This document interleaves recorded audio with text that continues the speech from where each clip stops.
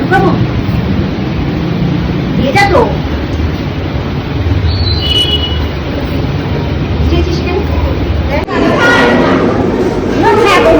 ভাতটা এখানে দিছে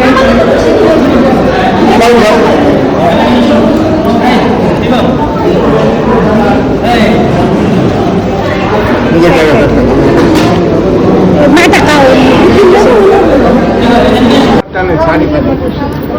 ব্যাপারটাও আছে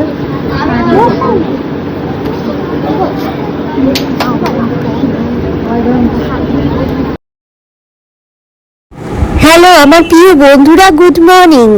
আজকে আবার একটা নতুন ব্লগ নিয়ে চলে আসলাম। আজকে ছিল আমাদের দ্বিতীয় দিন ঘোরার পার্ট, তৃতীয় দিন ঘোরার পার্ট। দ্বিতীয় দিন ঘোরার পার্টটা কিন্তু আমি এই চ্যানেলেই আপলোড করেছি। আমরা কিভাবে পৌঁছালাম, রাত্রি তখন বাজে 2টোর সময় আমরা কিন্তু হোটেল রুমটা পেয়েছি।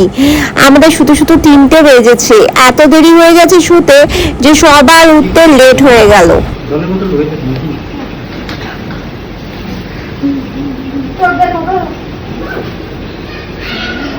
চল তাড়াতাড়ি।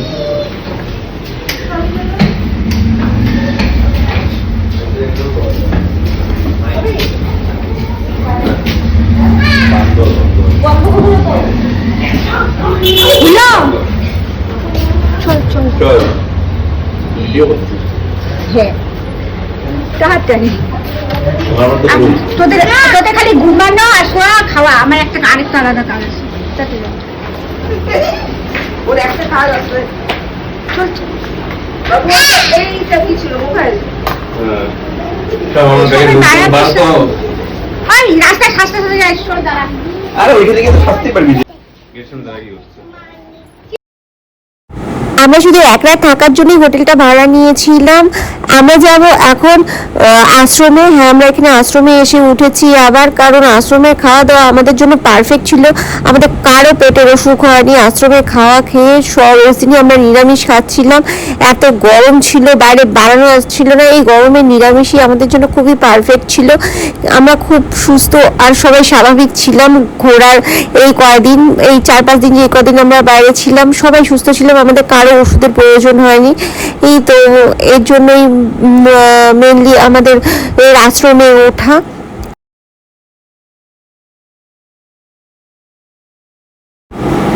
তোমরা যদি কেউ চাও এখানে এসে হোটেলে থাকতে, এখানে কিন্তু সস্তা হোটেলও পাওয়া যায়। রোড সাইডের থেকে একটু ভেতরে চলে গেলে গলিতে এখানে 800 টাকা দিয়ে এক একটা রুম পাওয়া যায়। আমরা 2টো ছোট রুম আর একটা বড় রুম ভাড়া নিয়েছিলাম। এক একটা রুম 800 টাকা করেই নিয়েছিল। ছোট রুম বড় রুম সব রুমই 800 টাকা ছিল। তো যাই হোক, আমরা এখন যাচ্ছি আশ্রমের দিকে।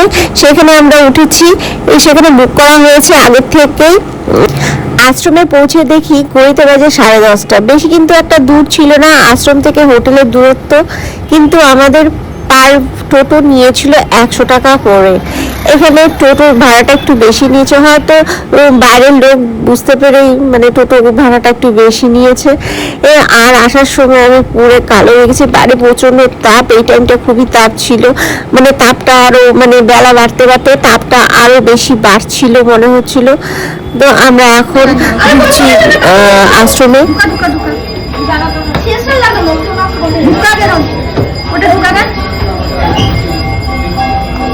টাইম আছে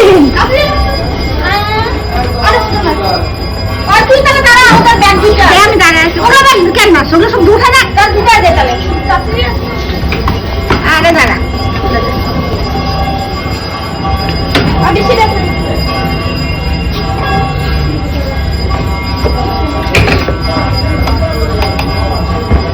জায়গা হবে। তোরা যা করে কাজগুলা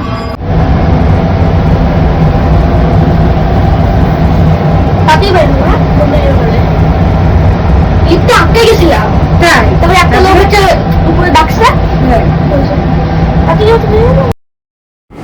আশ্রমের ভেতরে একটা মন্দির ছিল ছোট, আর আশ্রমটা বেশ সাজানো গোছানো ছিল, ফুলের বাগান। একটা কাঠবিড়ালি দেখছো ঘুরছে, এরকম অনেক কাঠবিড়ালি এখানে আছে। আর এখানে না রুমগুলো একটু ছোট, তুলনামূলকভাবে গয়াতে যেরকম রুমগুলো আমরা পেয়েছিলাম তার থেকে তুলনামূলকভাবে ছোট ছিল। আর রুমের ভাড়া নিচ্ছিল 500 টাকা করে। গয়াতে নিয়েছিল 700 টাকা, এখানে নিয়েছে 500 টাকা। তোমরা যদি কেউ আসতে চাও, উঠতে চাও এখানে, এখানে কিন্তু খুব ভালো মানে ব্যবস্থা আছে। আর এখানে এসি রুমও পাওয়া যায়, তোমরা এখানে এসি রুমও বুক করতে পারো। এসি রুমের ভাড়া একটু বেশি হবে। আর আমরা এখানে চলে এসেছি খাওয়ার জন্য। এখানে কিন্তু মানে নিজের থালা নিজে ধুয়ে রাখতে হয়, আর খাওয়ার পর আর খাওয়ার আগেও ধুয়ে নিতে লাগে। সিস্টেমটা খুবই ভালো, পরিষ্কার পরিচ্ছন্ন।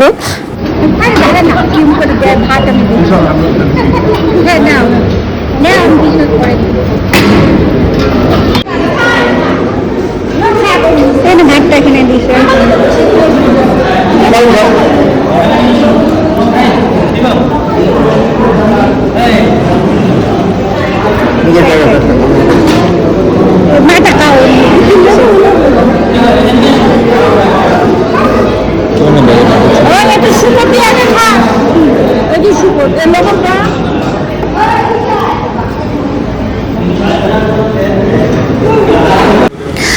এটা হচ্ছে ভারত সেবা আশ্রম, এটা আগে তোমাদের বলতে ভুলে গিয়েছিলাম। দেখো এখানে কি সুন্দর কাঠ দিয়ে রান্না হচ্ছে। কাঠের রান্না খাওয়া কিন্তু স্বাস্থ্যের পক্ষে খুব ভালো আর সুস্বাদু।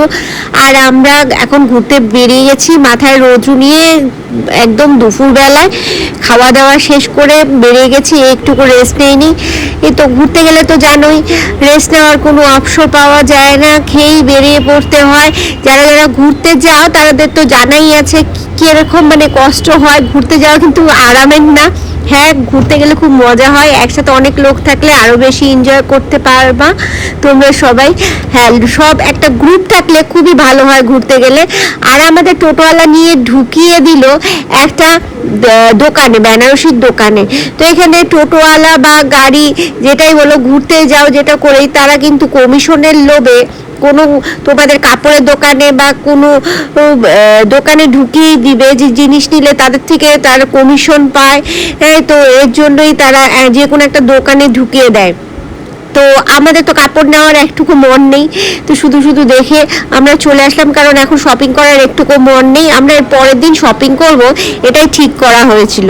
তো আমরা মন্দির দেখতে বেরিয়েছি, তাই আমরা ওখান থেকে তাড়াতাড়ি করে বেরিয়ে পড়লাম কিছু শাড়ি দেখার পর। আর এখন আমরা যাব হনুমান মন্দিরে। হনুমান মন্দিরটা কিন্তু পায়ে হেঁটে অনেকটা দূর যেতে হয়, খালি পেয়ে যেতে হয়। আর সেখানে ভিডিও করা অ্যালাউ ছিল না। মন্দিরের ভেতরে একটা কুয়া ছিল, সেই কুয়ার জল খেলে নাকি পেটের অসুখ কোনোদিনও হয় না, মানে শরীর ভালো থাকে, সবার বিশ্বাস। তো সেখান থেকে আমরা জল, সেই জলটার না টেস্টটা খুবই অন্যরকম ছিল। আর নর্মাল যে জল খাই কিন্তু সেটা জলের মতন না, অন্যরকম, একদমই অন্যরকম টেস্টটা ছিল। আর এরপরে আমরা চলে আসলাম একটা রাম মন্দিরে। রাম মন্দিরটা খুবই সুন্দর ছিল, এখানে ভিডিও করা অ্যালাউ ছিল। তো আমার ভিডিওতে দেখতে পাচ্ছ সুন্দর রাম মন্দিরটা অনেকটাই বড়, অনেক বড়। এখানে সবাই ভিডিও করছে, তো আমিও ভিডিওটা শ্যুট করলাম তোমাদের দেখানোর জন্য। তো এইখান থেকে আমরা এখন বেরোবো, যাব পার্বতী মন্দির।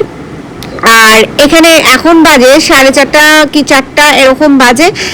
তো রোদ্দুরটা প্রায় পড়ে এসেছে। এখান থেকে বাড়ানোর পর আমরা যাব দুর্গা মন্দির বা পার্বতী মন্দির নাম। এখানের মন্দিরটাও সুন্দর ছিল। তো আমরা এখান থেকে এখন বেরোবো।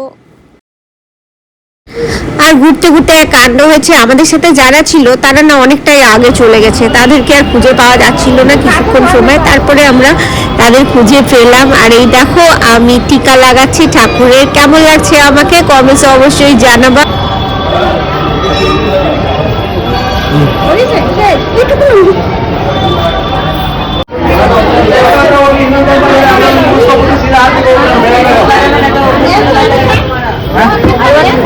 তখনই এই বন্ধ